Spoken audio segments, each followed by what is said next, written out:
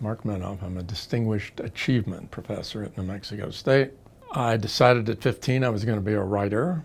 At 19, I had that confirmed by the person who became my mentor at the University of Miami. I went to graduate school at Stanford and came here by accident. Was going to stay 1 year and have been here now for 48.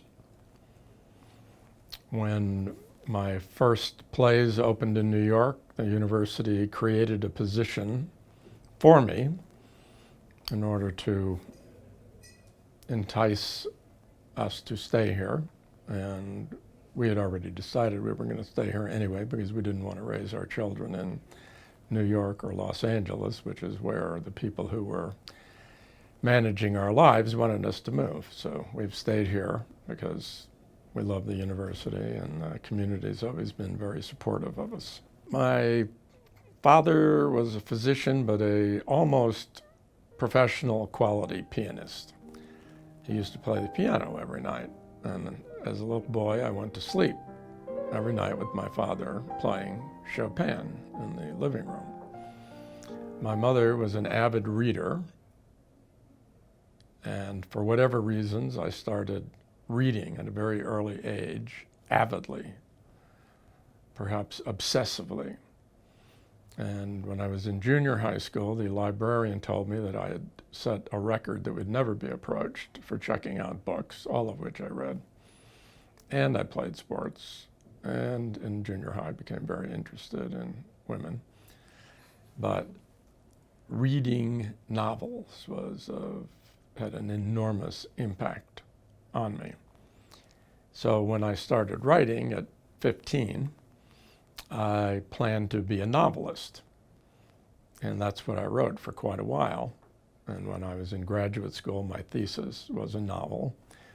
When I came here by accident, somebody said to me one day in my first year here, "Why don't you write a play and we'll put it on?"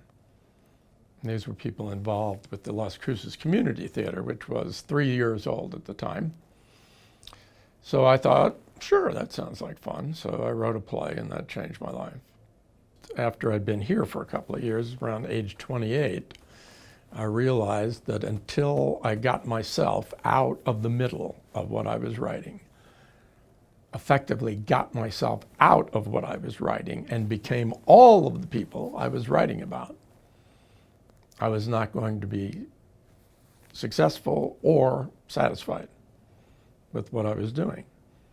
So in other words, by becoming all of the people in my imagination when I'm working, I really get to satisfy a lot of outcries within, put away demons or exorcise them temporarily. And this is what I can see that working in some art form can do for kids. I still think the novel is the most interesting art form to promulgate growth in our thinking as we grow. And working in film and theater, music, art, those are very difficult fields because you face so much rejection, so much criticism. And you have to really, really be committed to what you do. But discovering as a kid that I could go to this place in my head and that it was okay for me to express myself, and as I got older, to express myself on any subject I want to, that's totally liberating. It makes a huge difference to have parental support. Huge difference. Again, it's a form of liberation. When your parents say, "This person thinks you have talent, we do too," it's scary, but we're going to help you. We'll support you. And it may not be financially. In fact, first play I did in New York, my wife and I couldn't have gone unless my parents paid our way there, and we still slept on somebody's floor.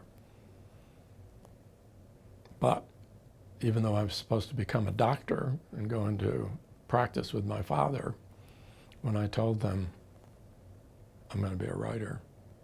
And there's this encouragement from this professor. To their eternal credit, they said, okay, it's a scary road to go down, but we're behind you. Made all the difference. I had a mentor. I had parental support. So when I can, where I can, I try to get parents to see their children in the midst of their very formidable aspirations and support them. Main thing I tell students is they have to be totally committed to doing it. They cannot hold anything back. They do not want to wake up at age 35, 45, 55, 65, whatever it might be, the age at which so many people wake up and say, I wish I had, or I coulda, woulda, shoulda, but, and then you name some convenient reason why you quit.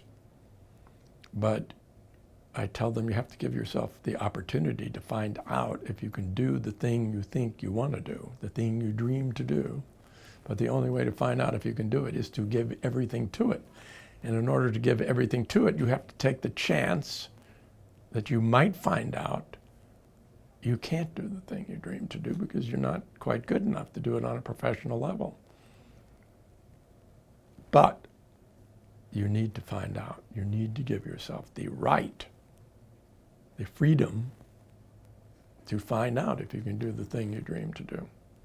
So you don't have to look back and say, gosh, I wish I'd actually given my all to that, not held that much back.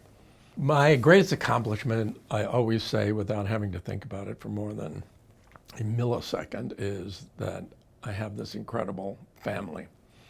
I've been married for 44 years, which is a miracle in my businesses. And we have 3 incredible children who married 3 incredible men, and we have 7 grandchildren, as I mentioned, but we are very close. We have been called at various times a fortress, and we are. And I've continued teaching because I just like going to class.